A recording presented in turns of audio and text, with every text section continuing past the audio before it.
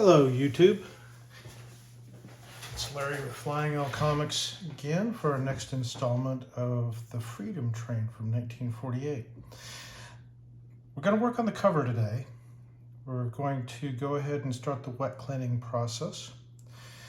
I've placed the cover onto a sheet of white paper so we can get a good reference on just how dirty this is. It's got some really nice colors, but they're just so faded out. So what we're going to do today is place the cover in a solution of calcium hydroxide, and we're going to let it sit for a little bit, just a few minutes. I'll probably do that off camera and then come back, and then we'll check it. I don't want to take any chances once with a book this old, so we'll see how much dirt comes loose and if the colors are staying okay and not washing out. So that's the first real test. So this will be the first wet cleaning of this ever. So we'll see what comes out of it. The first thing we're going to do, let me move this out of the way for the time being, is I have my cleaning tray here. I have a piece of Polytex. We're going to sandwich the cover in between that. Let's go ahead and put that in there right now. And we'll get this nice and centered. So we're going to get this wet.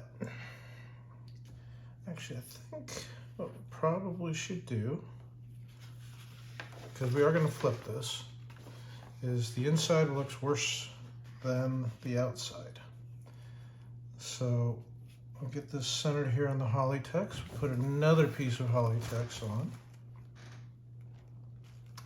And we want to, what we're trying to do is not only get rid of all the water damage, the saturation, we want to get rid of all the tide lines.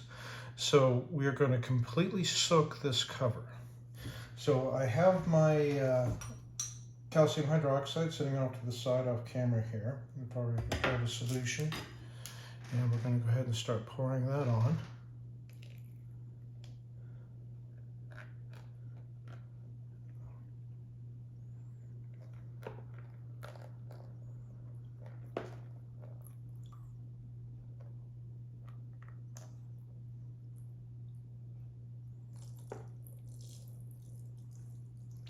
Okay, so there's about 400 milliliters of solution there. And we're going to just go ahead and let it absorb all of this liquid and let it sit for a little bit. So I'm going to come back to you in about 30 minutes, and I can already see some of the brown is coming off into the tray already. So we'll let that sit. I'll check it probably in about 5 minutes, but I'll do it off camera unless there's something interesting to see. I'll come back to you in about 30 minutes. See you in a bit. Okay, everyone, we're back. This has only been about 10 minutes. So I decided I'm going to go ahead and change the solution out. As you can see, quite a bit of filth has come off already. So I'm going to set this off to the side and we'll pour it off into a container and we'll take a peek at it. Okay, now that the first washing has been completed, we'll take a quick peek here. We'll carefully pick this up and turn it over. Still quite dark, as you can see.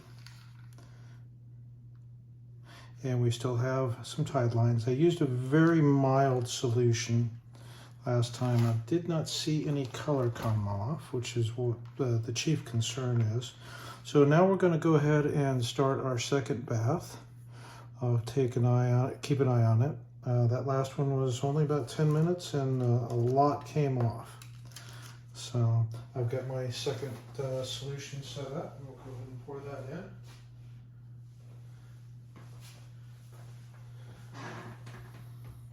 And we'll let this one sit again.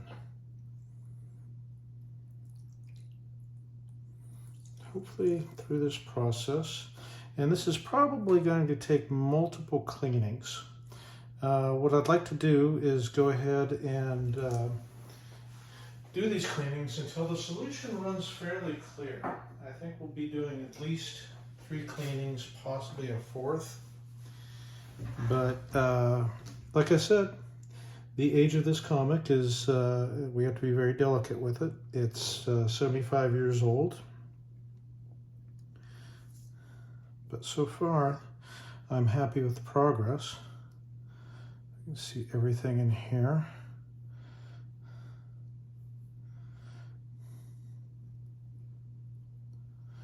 Now, where we have the rust stains on the cover, those are going to have to be treated differently. Those have to be chemically treated.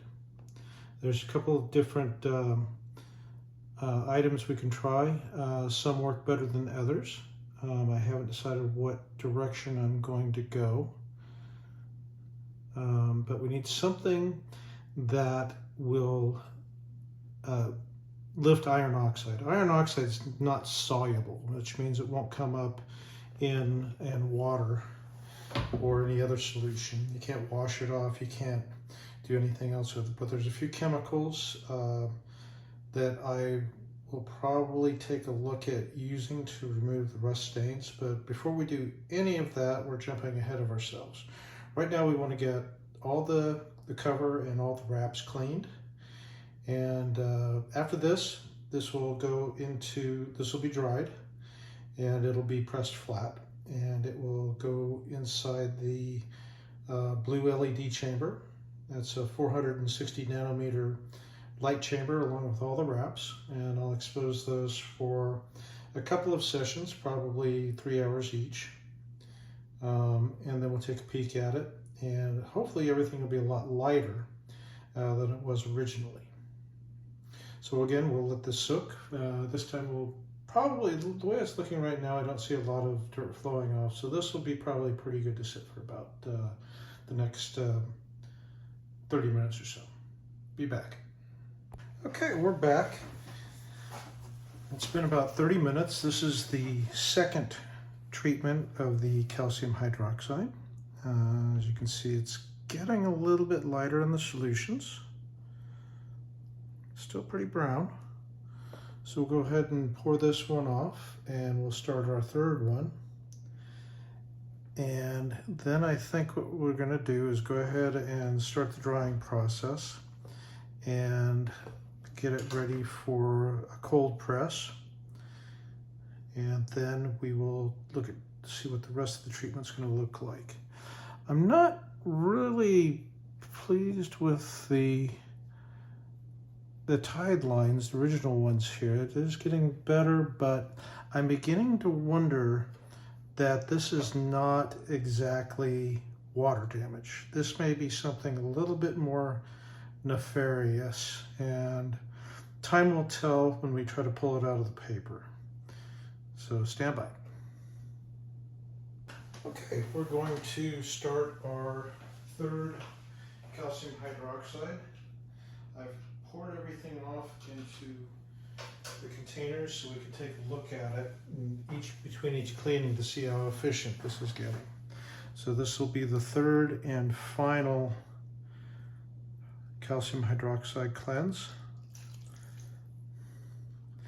And we'll go ahead and leave this in another 30 minutes, and then we'll check everything and we'll start the cold press drying process.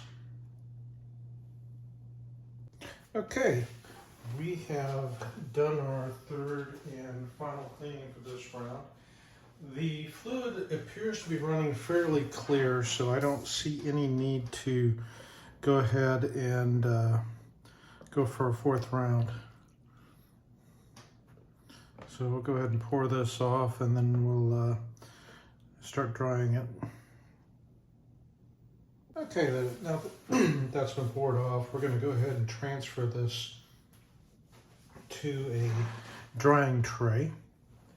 Turn this sideways a moment. Now, I'm going to leave the comic in the Hollytext. I'm just going to lift it out very carefully. I've put paper towels in the next tray. So this is a flat tray, there's no ridges or anything on it. And then I will take and lay another set, and we're going to start the process of drying. Now, I just use regular paper towels to get the initial moisture out of the book. Then I will change both of these. As you can see, it's already pulled a lot of the moisture out, and this also takes care of all the wrinkles, by the way.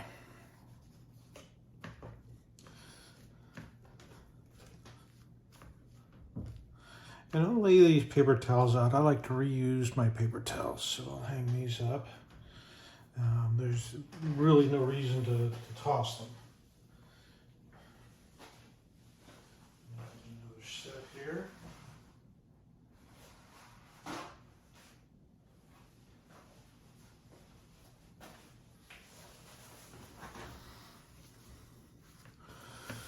Okay, so after this, I will keep a fresh set of paper towels on, and I will transfer this over to a cold press.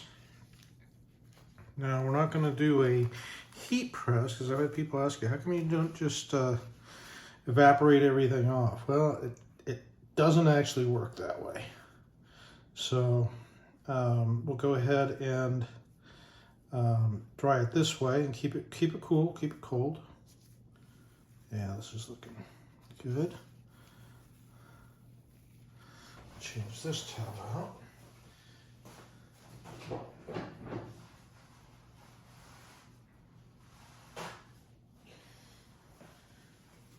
And with the cold press, I'll change these paper towels probably a couple times during the next couple of hours. And then once that's done, they'll be drying probably overnight in between the towels, and we'll take a look at it tomorrow morning.